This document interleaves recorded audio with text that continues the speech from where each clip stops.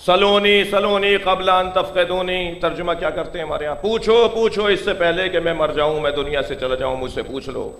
ये तर्जुमा अच्छा नहीं है। अली ये कह ही नहीं रहे कि पूछ लो इससे पहले कि मैं मर जाऊं। अली कह रहे हैं पूछो पूछो इससे पहले कि तुम मर जाओ।